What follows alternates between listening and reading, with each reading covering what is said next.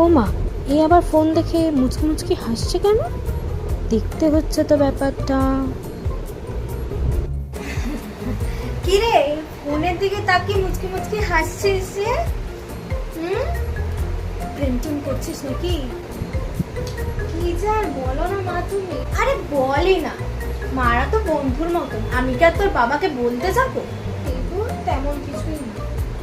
আরে মারা তো মেয়েদের বন্ধুর মতন, মাদের সাথে শেয়ার করবি না তো কাদের সাথে শেয়ার করবি? আরে বলে না বাবা, এত লজ্জা পাচ্ছিস কেন? বল বল। যা তা, ওরকম কিছুই না গো, সত্যি। আরে কর না, কাউকে বলবো না, তোর বাবার সাথে, বাবাকে তো বলবোই না। আমি আর তোর সাথে ভালো বন্ধু হয়ে গেলাম। চা বল বল বল, একটু শুনি তোর মনের কথা। বল। মা যখন এতবার করে জিজ্ঞেস করছে তখন বলেই দিই।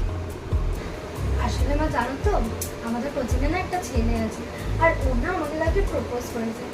তো আমারও অনেকদিন ধরে ওকে পছন্দ ছিল, আর আমি হ্যাঁ বলে দিয়েছি। কি সুন্দর কাণ্ড মা।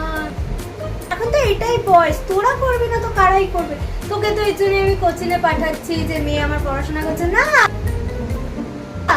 মেয়ে তো এখানে প্রেম করে বেড়াচ্ছে, মেয়ের সাথে হেসে হেসে ফোনে টেক্সট করছে, পেছনে টাকাটা নষ্ট করেছে না, সেটা যদি আজকে ব্যাংকে জমাতাম আমি আজকে কোটিপতি হয়ে যেতাম।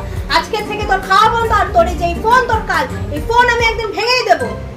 এত টাকা ইনকাম করছে না, মেয়েকে ভালো পড়াশোনা শেখাবে, এই শেখাবে ওই শেখাবে না। মেয়ে তো কোচিংয়ে যাচ্ছে প্রেম করতে, বাড়িতে এসে মুচকি মুচকি হাসছে। বাবা মেয়ে আমার হাসছে ফোন দেখে, কেন হাসছে না? মেয়ে প্রেম করছে, আসুক আজকে বাবা, তোর একদিন না আমার একদিন। আর এই যে ফোনটা, এই ফোনটাই কাল, এই ফোনটা আমি আগে সবার আগে ভাঙবো। আসতে দে তোর বাবাকে, দাঁড়া।